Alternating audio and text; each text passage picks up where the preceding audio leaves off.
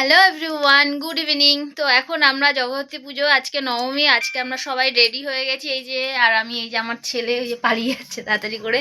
আর এই দেখো আমি এই আজকে নতুন এই কুর্তিটা পরলাম। তো আজকে আমরা সবাই মিলে ঠাকুর দেখতে যাচ্ছি। চলো তোমাদের সঙ্গে শেয়ার করব, বেরোই। তারপর এই ড্রেসটা পরে আমাকে কীরকম লাগছে তোমরা সেটাও জানিও।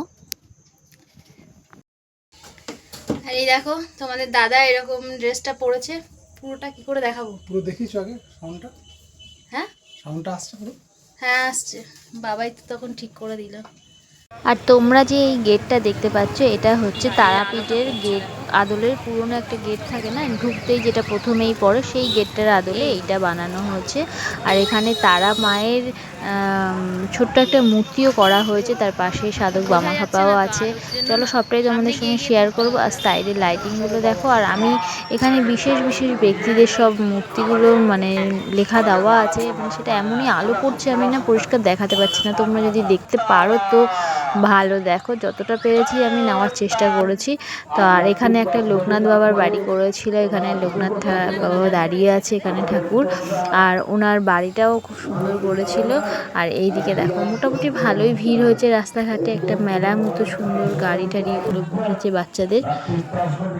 আর এই হচ্ছে সেই মন্দির, দেখো পুরো তারাপীঠের মন্দির মতোই লাগছে দূর থেকে দেখতে। আর লাইটিংটাও খুব সুন্দর করেছে।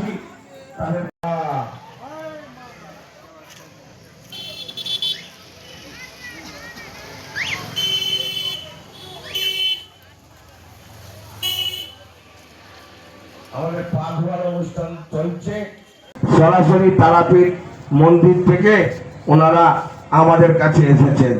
তারাপীঠের মহাসাধক মহাসন্তরা আমাদের এখানে। আর এখানে দেখো তারাপীঠ থেকে সরাসরি সেই প্রভু সাধু ভক্তরা ওনারাও এসেছেন এখানে। এই মন্দিরটা যেহেতু তারাপীঠের আদলে করা হয়েছে, সেখান থেকে সাধু মুনি ঋষি ওনারাও এসেছেন এখানে। ওনাদেরকে পা ধুইয়ে গলায় মালা পরিয়ে ওনাদেরকে বরণ করে নেওয়া হচ্ছে। আর তারপর এদিকে দেখো মাকে কত সুন্দর লাগছে, আর কত বড় প্রতিমা করেছে। আর মায়ের পুরো সাজটা গেছে গামছার উপর দিয়ে, গামছার সব কিছু ডিজাইন করেছে। আমার তো খুব পছন্দ হলো। ওর পাপা প্রথমে বুঝতেই পারেনি যে গামছা দিয়ে করছে, তারপরে আমি বললাম দেখো গো, সমস্ত গয়না গাটি ঠাকুরের সাজ সমস্তটাই গামছা দিয়ে করেছে, আর খুব সুন্দর। আর এই যে তারা মায়ের কথা বলেছিলাম, দেখো পাশে সাধক বামাখাপা তারা মা দুজনকেই বসিয়েছে। আর মাকে তো অপূর্ব লাগছে দেখতে, জাস্ট মনটা শান্তি হয়ে গেল মায়ের মুখটা দেখে। ওখান থেকে বেরিয়ে চলে এলাম আরও একটা প্যান্ডেলে, জাস্ট ওখানে এসে একটা ছবি তুলবো বলে আমি ওর পাপাকে বলছিলাম একটা ছবি তুলে দাও। আর ঠাকুরটাকে আগে তোমাদের সঙ্গে শেয়ার করেছি। আর এখানে আমাকে কীরকম লাগে তোমরা একটু কমেন্ট করে জানিও। ওখান থেকে আবারও বেরিয়ে চলে এলাম আরও একটা প্যান্ডেলে। এই যে প্যান্ডেলটা একটুখানি নিতে পেরেছি, রাস্তার এই সাইড থেকে ওই সাইডে নেওয়া অসম্ভব হচ্ছিল। তো আমি আর ছেলে দাঁড়িয়েছিলাম, ওর পাপা ভিডিও করছিল। এই যে দেখো ভিতরটা মোটামুটি ভালোই করেছে। তো আমাদের এখানে খুব একটা পুজো হয় না বড় সড়ো, তবু তার মধ্যে ছোটোখাটো যেরকম হয় বেশ সুন্দরই হয়। তো ভিতরটা এরকম হয়েছে, তোমরাও বলো কেমন হয়েছে। তো এই যে মায়ের মুখটা দর্শন করো সবাই। তারপর বেরিয়ে চলে তো এলাম ফুচকার দোকানে।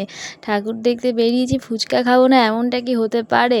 কখনোই না। আমি এখানে দাঁড়িয়ে পড়লাম লাইন দিয়ে খেতে ফুচকা। আর ওর পাপা আমাকে ভিডিওটা করে দিচ্ছিল, আমি বারণ করছিলাম করতে হবে না, ছেড়ে দাও, কিন্তু তো বলে তুমি ফুচকা খাচ্ছ, দেখাবে না বন্ধুদেরকে? তো এই যে দেখো আমিও ফুচকা খাচ্ছি, এখানটা অনেকটাই ভিড় ছিল। তো ফুচকা তো খাওয়া হয়ে গেল, এবার টোটো করে সোজা চলে এলাম আমরা মোমোর দোকানে। এই যে আমরা তিনজনে নিয়ে বসে পড়েছি মোমো, দেখো heavy tasty, wow, just wow. ভিডিওটা এডিট করে ছাড়তে আমার একটু দুটো দিন দেরিই হলো, কারণ আমি প্রপারভাবে ভিডিও করিনি, ব্লগ হিসেবে ছাড়বো। তো ছোট ছোট ক্লিপ আমার কাছে নেওয়া ছিল, আমি সেগুলোই সব অ্যাড করে তোমাদের সঙ্গে শেয়ার করলাম। ভিডিওটা যদি ভালো লাগে তাহলে লাইক কমেন্ট শেয়ার করো, আশা করি তোমাদের ভালো লাগবে। আর পুরোটা দেখো, স্কিপ করো না। এখনকার মতো টাটা।